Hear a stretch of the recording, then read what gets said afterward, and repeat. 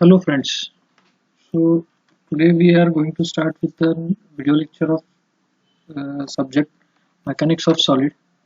So in today's first lecture we are going to see the introduction part of mechanics of solid. So before going to study the subject, what is the basic things we need to study is we will see today.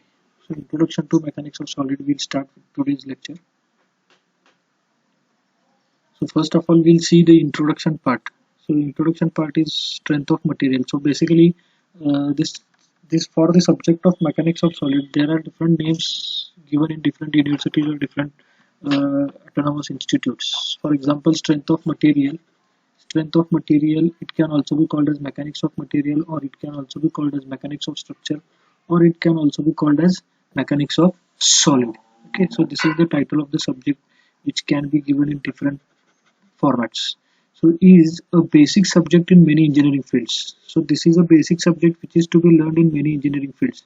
So it is an interdisciplinary subject, especially to civil engineers, mechanical engineers, or aeronautical engineers, chemical engineers, automobile engineers, etc. etc. Okay, so this is to be learned by different engineering fields, engineering branches. It is interdisciplinary subject. So in design of all type of structure, analysis of structure is very important step to know the design forces. Okay. So before going to design the structure, it is very important thing to design to analyze the forces, to analyze the forces. So before going to design, structure analysis is very important part. It is very important step. So that is the thing we are going to study in this subject. The basic things for the analysis, basic things for the analysis. We are going to do the analysis of the structure or solid or material. Whether it is civil engineering structure like building, so it is required in buildings. So we need to calculate all the forces for the coming on the foundation. So it is required to study in the mechanics of solid. So bridges also be required to study, etc. Or in mechanical industry, if you'll consider machine motors are there. So there are some n numbers of forces are there. So in that also we need to study the forces. So to analyze it, it is very much important. So in aeroplane to understand the behavior. Okay. So whenever you are going to design a body, suppose I consider a body. I will give a simple example. If you are going to design a body of an aeroplane, so you need to consider the forces coming on that structure of the body. Okay. So according to that, you can design the body. You can do that. You can design the body. That's why it is very important. And various structural members is very essential for the safe design of the structure. So whenever you are knowing the forces, then and then only you can design safe structure. Then and then only you can design the safe structure. So what is actually, so this is the introductory part. This is what actually we have seen is it is required in many different branches. So what is actually definition? Definition of subject title. Okay. So strength of material may be defined or mechanics of solid may be defined as the ability to resist the failure of material under the action of external forces. Okay. So what is actually is the meaning of this title or how you can define the title of the subject is when you are going to apply the external forces.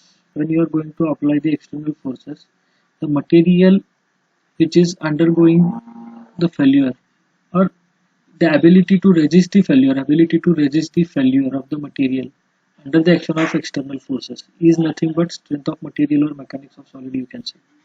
Okay. Strength of material is a subject which deals with the study of effect of externally applied forces on the mechanical properties and strength of material.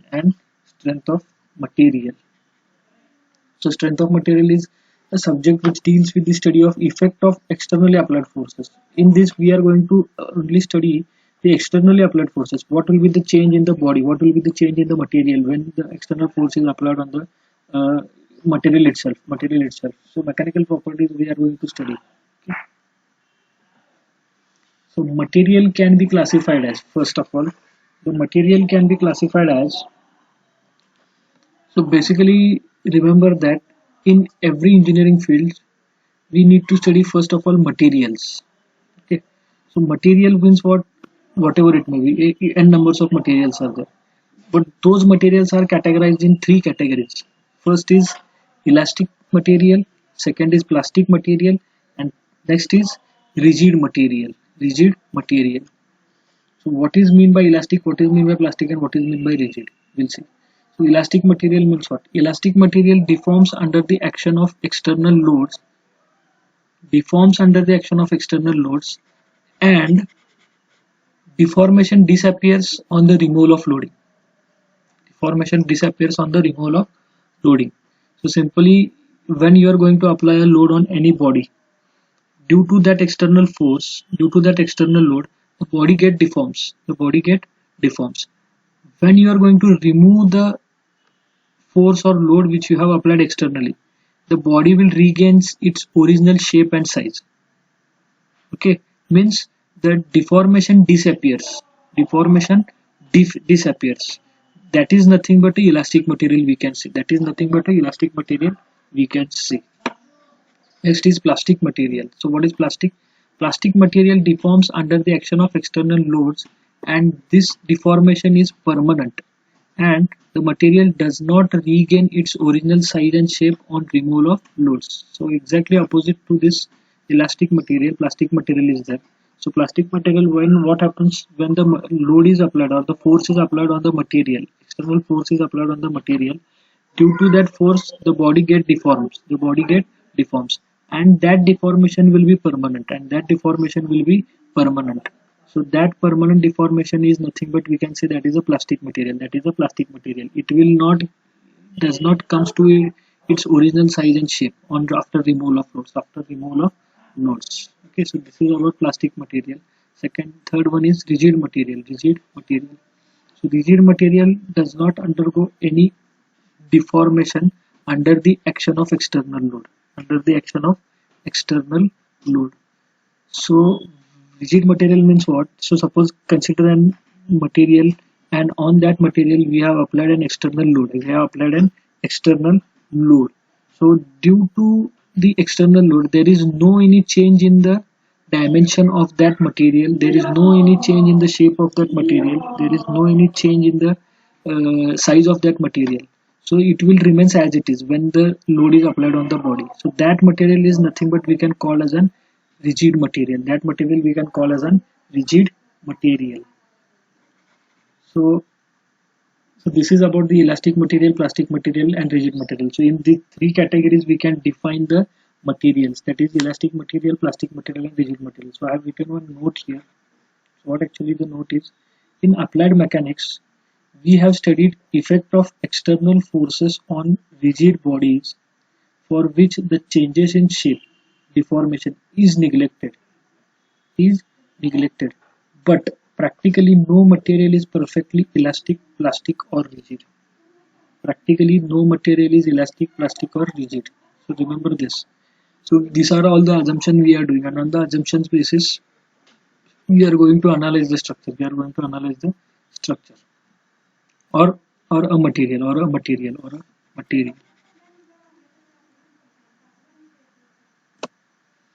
So next. So now we have classified the material into three categories.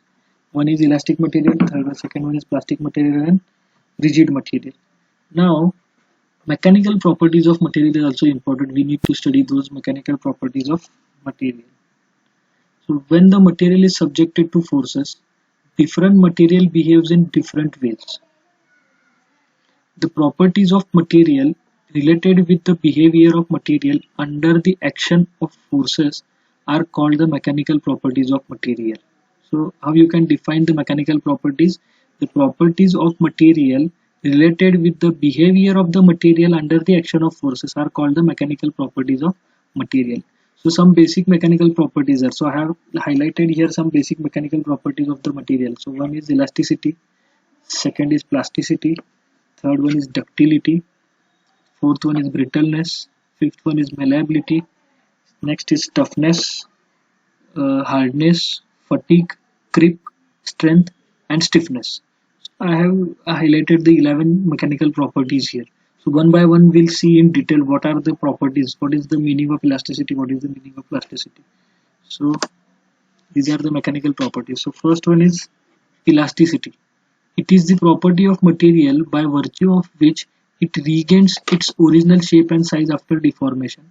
When the load causing deformation are removed, when the load causing deformation are removed. If the material regains its shape and size completely after removal of load, then the such material is known as perfectly elastic material. Okay. So already we have seen what is meant by elastic material. So what is the property elasticity? So elasticity means what? If the external force is applied after removal of the force, when the body comes to its original shape and size, perfectly to its original shape and size, then such material or such property can be called as an elastic property or elastic material. So this is about elasticity. Second is plasticity. Second property is plasticity. So what is meant by plasticity?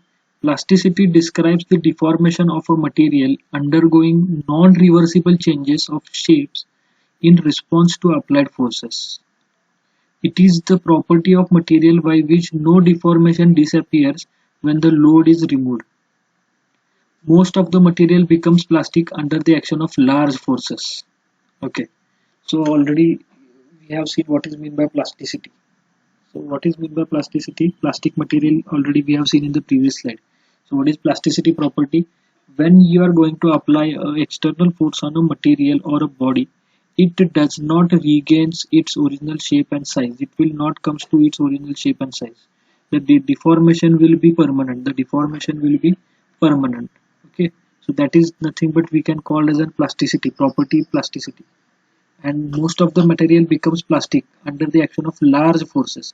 So suppose you are going to give a force of say x kilonewton.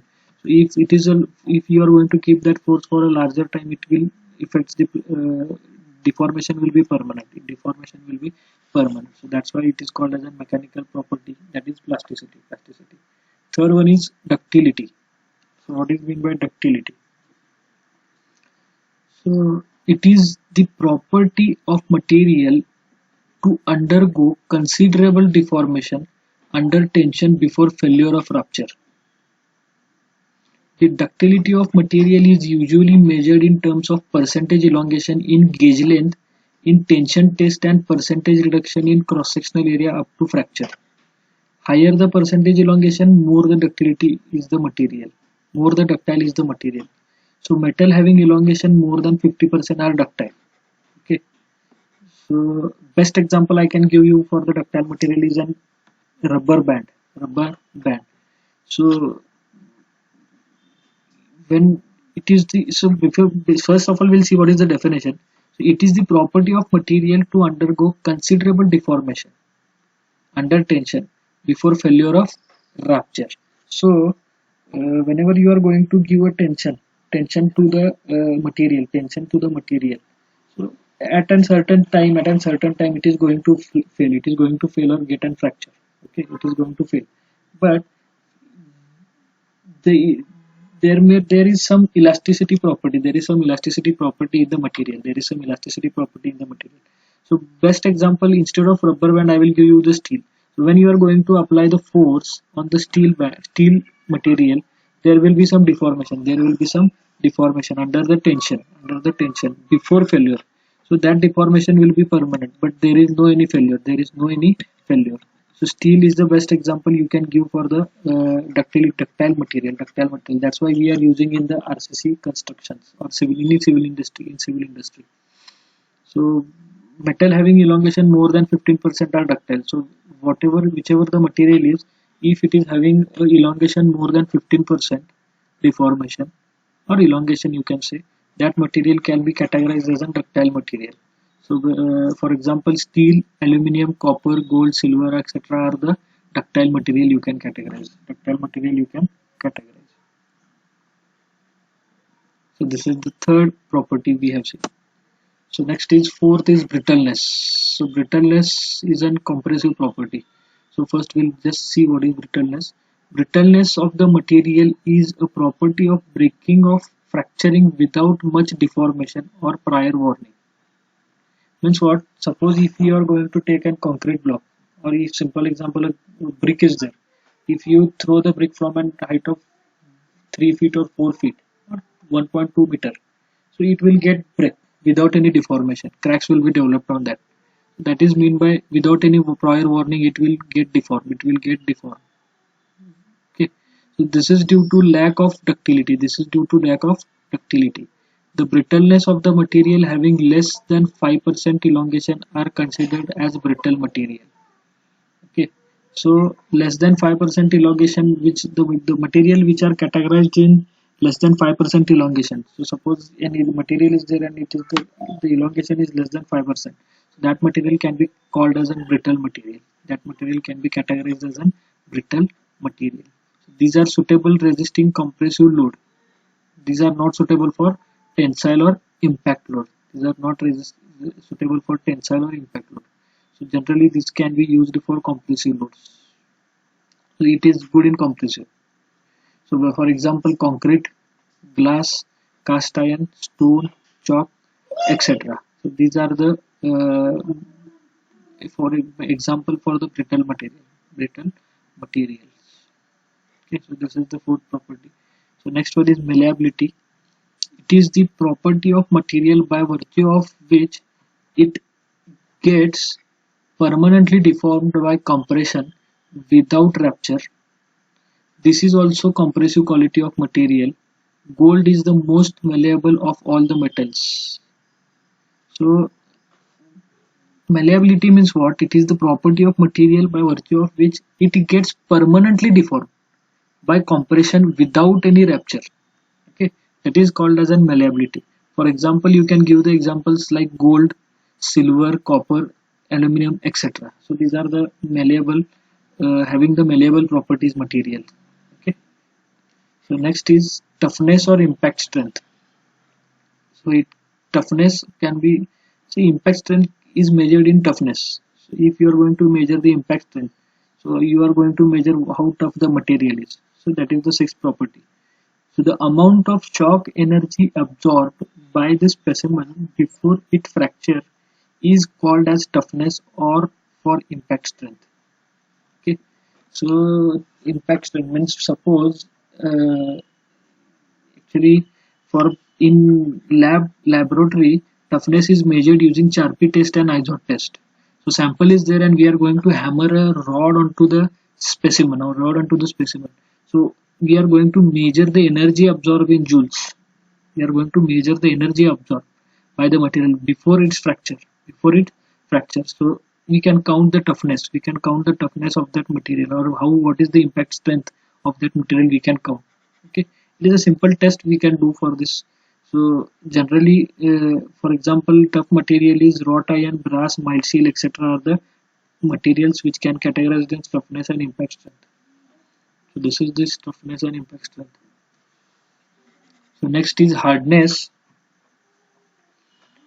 The ability of material to resist wear, abrasion, scratching by harder body is called hardness. So it is simple. So when you are going to scratch a brick by a nail, so for the brick we are going to calculate the hardness test by just scratching the brick by the nails. Okay.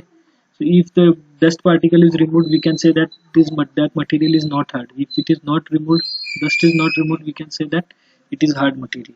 So for example, wrought iron, brass, mild steel, etc. These are the material which are hard, we can say. And even it can be tested in laboratory also. It can be tested in laboratory. So next is fatigue. So fatigue is the effect of repeated cycles of stress on metal is known as fatigue.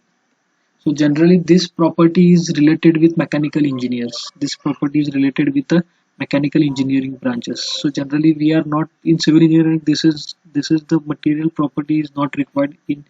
So in regularly it is not required.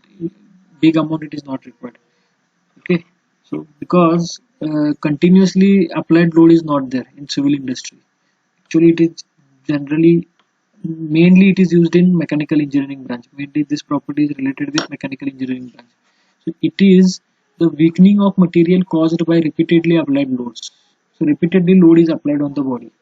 Okay.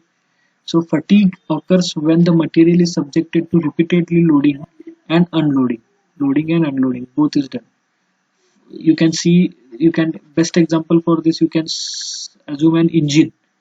So engine is the best example because in that engine fork is there. So repeatedly load is there, repeatedly working of the engine is there. So repeatedly loading unloading is there done on the engine. So there will be, we have to study the fatigue property. In this case the material may fail due to repeated loads even though the stress are considerably less than the strength of the material under steady load.